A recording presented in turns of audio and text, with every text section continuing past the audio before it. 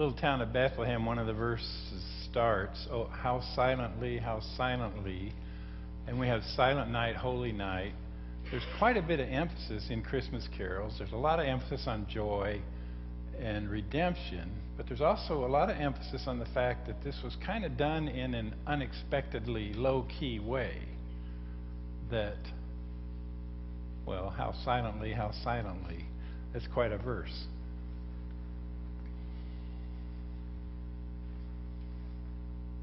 There was something else I just thought of that I wanted to say.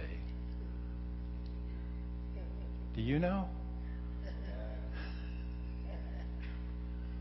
I found out when I'm at Russ's and I go and ask one of the people there who always want to be helpful, and I say, "Can you tell me what it is I'm forgetting?" Never, ever do they help me.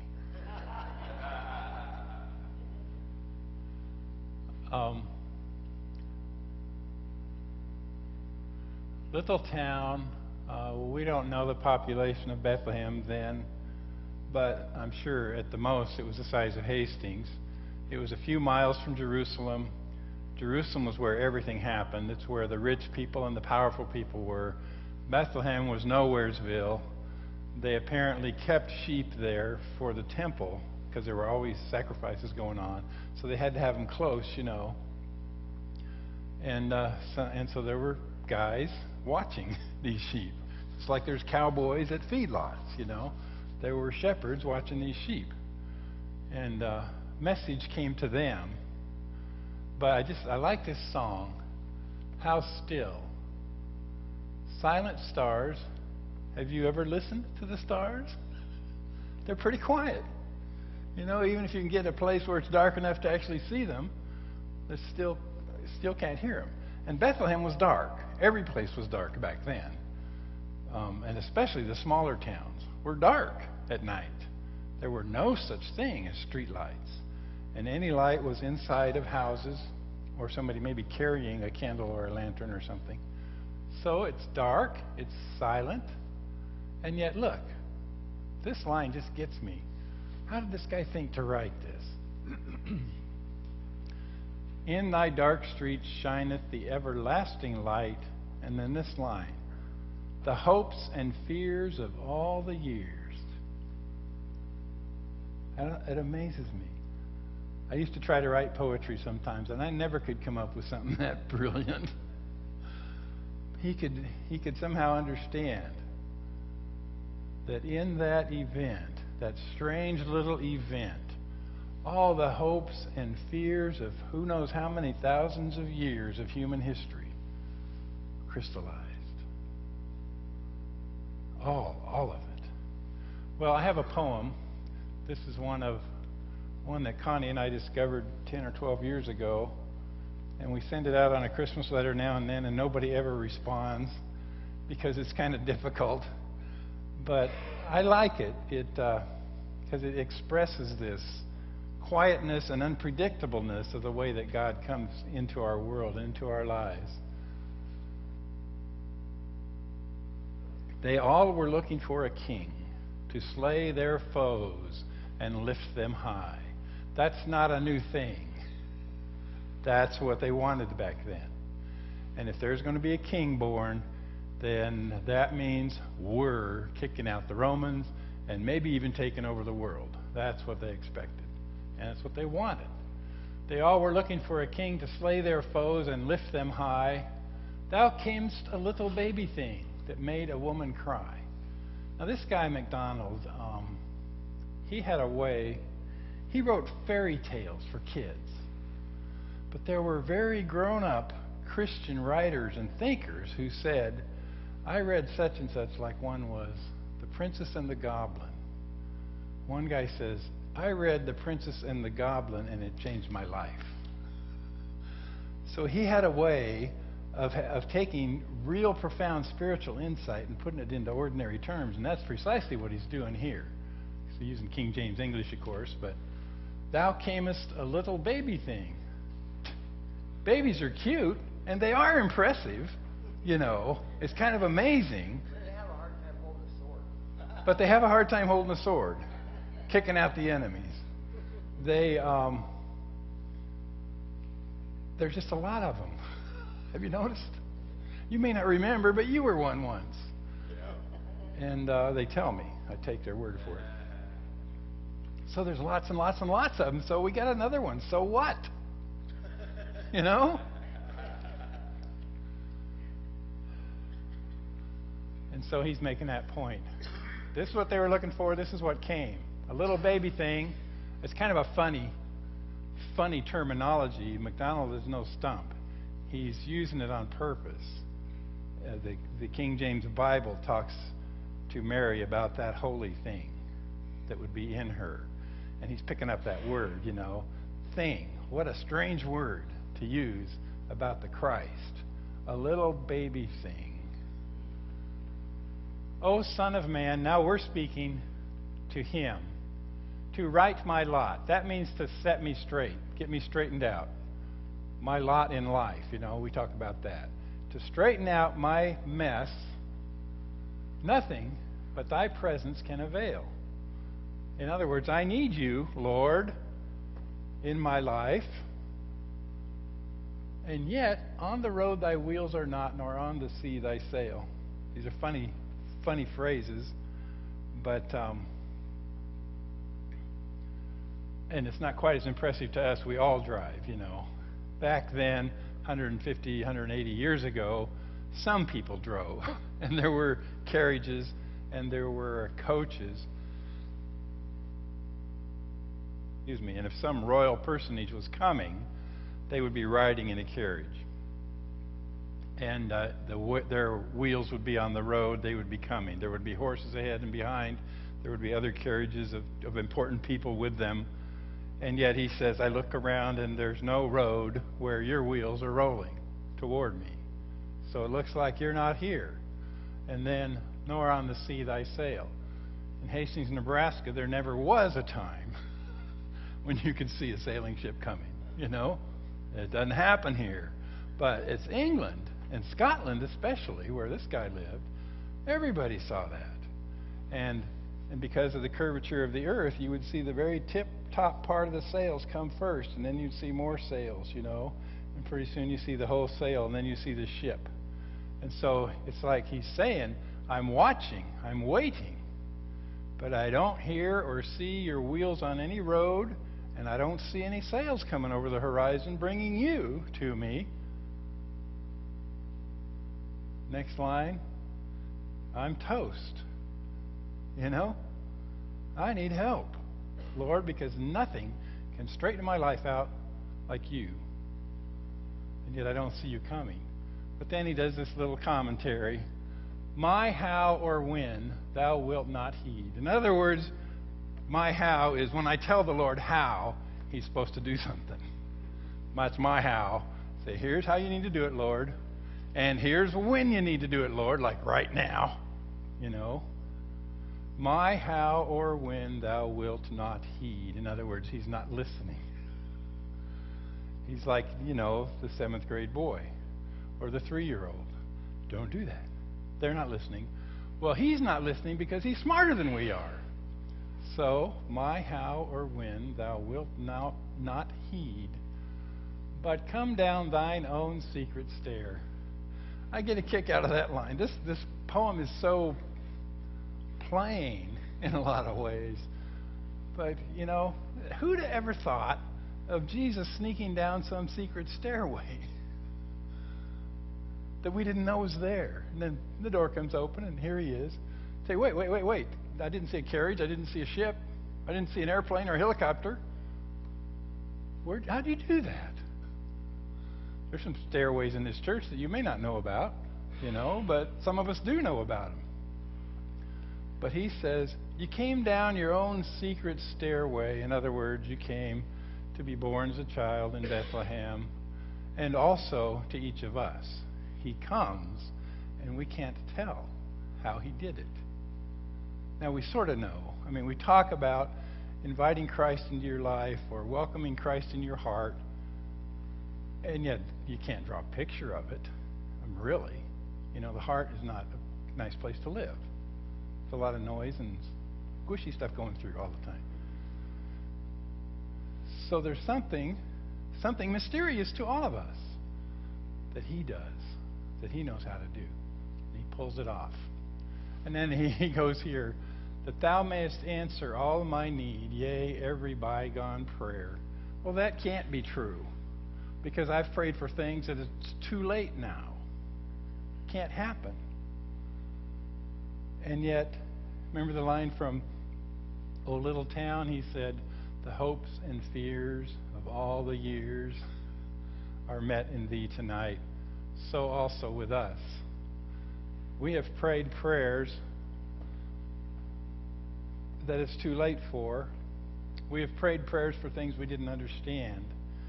But he understands all of it. And he knows the mess the world is. And he wants to come and bring fulfillment to each of us now and into the future. Just an amazing little prayer. I like it. It is a prayer because it's spoken to the Lord. But now we're talking about this whole idea here because it's secret. It's not glamorous. This is really bizarre. Have you ever thought about it? How stupid is that? That we celebrate somebody being born in a barn? Does that make sense? You know, Christians must be kind of out of touch or something. We celebrate somebody being born in a barn.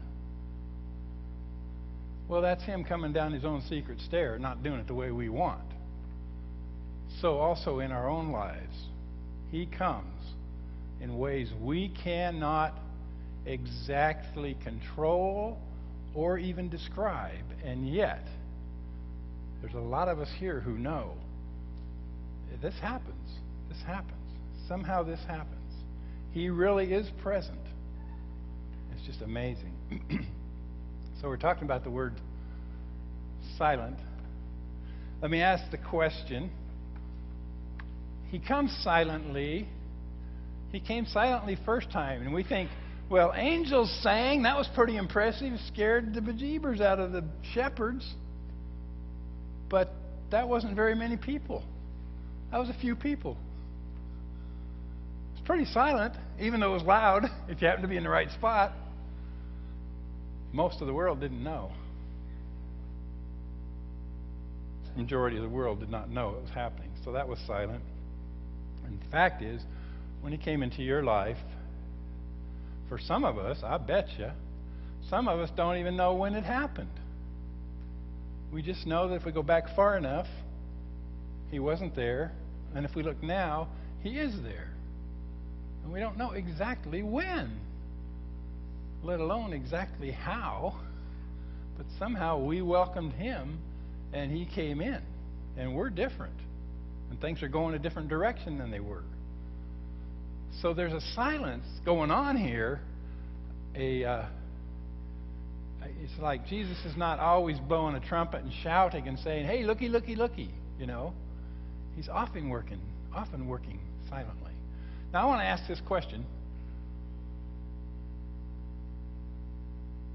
Which question do I want to ask?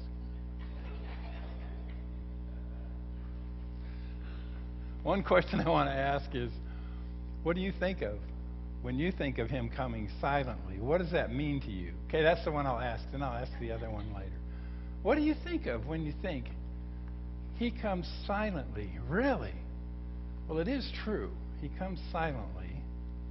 Well, what does that mean to you? What do you think of?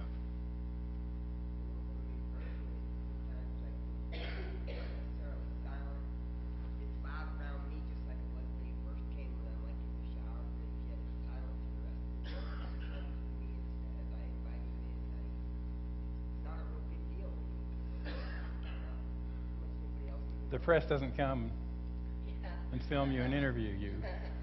Yeah, Monty's saying that it's often silent in the sense that it's loud to him, like it would have been to the shepherds when the angels were singing, but nobody else knows that it's between him and the Lord. He gave the example of being in the shower. I was singing, I suppose. We should come and tape you. Yeah.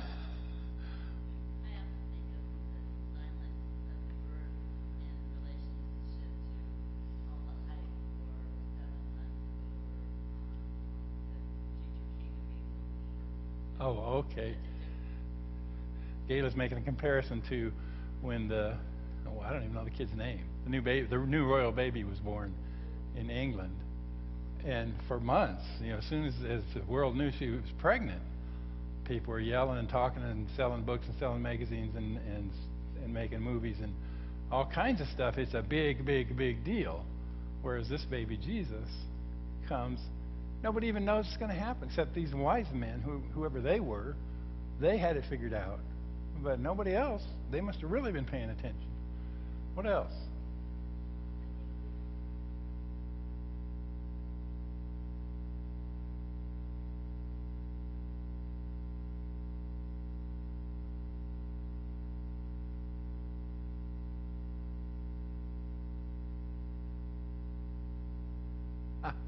He comes in, he is silent, and Cindy actually used the word reverent of the Lord coming into us with reverence. It reminds me of C.S. Lewis saying, God is a gentleman. He will treat you with respect. But I think we all can relate to that he comes to us silently, not yelling, not throwing things, not stomping, and giving us the opportunity to speak and to communicate and relate to Him. Anybody else? What do you think about this silence thing? Okay, the other question I want to ask about it is this. Is silence ever scary?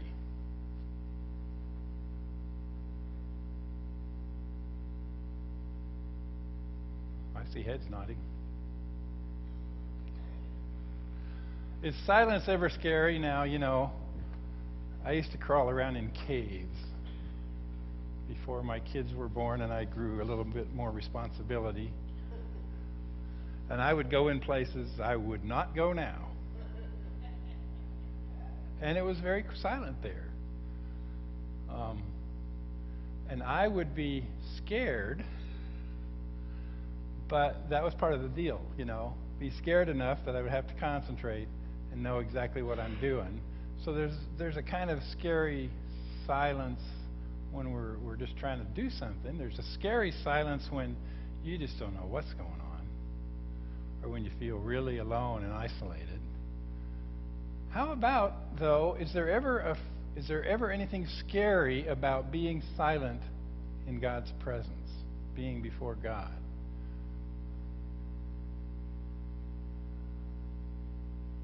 Okay, I'm going to tell you what I think.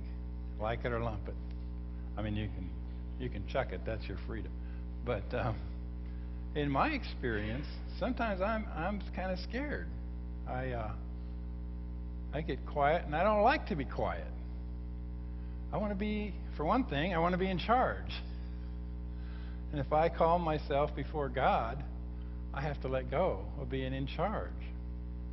And then I am not the boss. And if somebody else is the boss, who knows what might happen, even if it's God. And so there's a scary thing. Plus, in our culture, we can surround ourselves. We can surround ourselves with noise all the time. No matter where we are, you can have music. You can have 3 TVs on in the house playing at the same time. You can live by a road where there's lots of traffic. You can have music. We can have constant sound around. And sometimes I've found, for people I have known, to just ask them to be quiet for a minute, 1 minute, it's hard. I've seen this church is getting used to it because we do it now and then. But if I say, okay, let's all just be silent now for 30 seconds. After 12 seconds, it can feel like it's been an hour. Nothing's happening. And it's like you're having to take your hands off. You're having to relax and trust that even though your brain and your mouth aren't running and nobody else's is, God is still going to run the world. It's an amazing thing, a wonderful thing. Well, I want to talk about 3 kinds of silence. 3 ways I think this applies to us. One is the first line of that poem. They all were looking for a king to slay their foes and lift them high. Jesus did not come that way. Does anybody know how long it's been Since the first Christmas? They say that they messed up the calendars back in the Middle Ages, and technically Christ was born 3 or 4 years before Christ. If that makes any sense. That's just a matter of people have lost track of their calendars a little bit. But by coordinating with some other things, that's the best educated guess. Jesus was born about 4 years BC. So now it's 2013, if I'm right, almost 2014. So it's 2013 plus those 4 years, so that's 2017 years ago. That's even older than Rob Donnell. Had to get that in there. That's even older than Rob Donnell.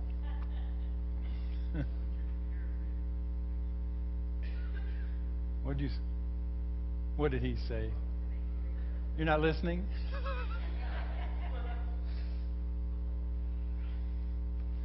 He came the first time, and he did not take up the sword, and he did not lead his followers, of whom he had many, against either the Romans or the corrupt officials who were running the temple and the religious system. He did not do it. And he said, "Don't you think I could ask the Father and he would send me 12 legions of angels?" A legion was a large hunk of soldiers. It was the Roman system of army management. And I don't remember, I think it's like 10,000, I don't know, a division. It's a bunch. So he's saying he could have settled it right then. He could have settled it right then and stopped it. But he's doing something different. And so he doesn't do it that way. And if he had, and it's a good thing he didn't, because we get in on it now, you know. But that's one way he comes silently. He didn't come in the first century to take over Jerusalem or Judea or Palestine and Galilee or the Roman Empire or the world. He didn't do it. And he could have done it. So we can say that's coming silently. The only people who got the message were those who chose to, who welcomed it. Another way it comes silently. Well, that's pretty significant. That means if you're going to get on board with this Jesus nowadays, then probably not in your lifetime. That's my prediction. Probably not in your lifetime will he take over the government of earth. Now, I know there's a lot of stuff happening, and there's a lot of dangerous things happening, and we need him to come and take over the government of earth. But don't you imagine when Hitler was ravaging Europe and Tojo was tormenting the East during the same years in the late 30s and 40s? How many people knew that that was the end? That was the end of the world? And then we invented the atom bomb? And whatever. If he comes before then, yay. Cool. I'll probably already be gone, you know? I've only got 40 years left. When I married Connie, I had to promise to live 50 more years. So I've only got about 36 years left. There's a good chance the Lord will not be the functioning king of earth before I leave. And that means a lot of you too, you know, in 36 years. So he has come silently in that sense. He's not taken over the White House or the Pentagon. He's not taken over the Kremlin. He's not taken over Peking and the Forbidden City. What is he doing? Well, whatever he's doing, he thinks it's important. And so he's here. He's here, but he is sort of silent.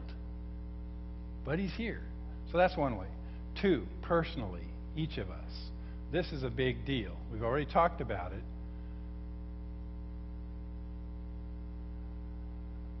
I don't know what you can do. I don't know what ideas we might come up with to try to force Christ to come into our lives. But it isn't going to work. Whatever we try to do, whatever techniques, whatever economic resources we bring to bear, whatever technology, whatever military, whatever anything you bring to bear, you cannot force the Lord Jesus Christ to do anything. He does His own thing. He comes down His own secret stair. You don't even know where that stairway is.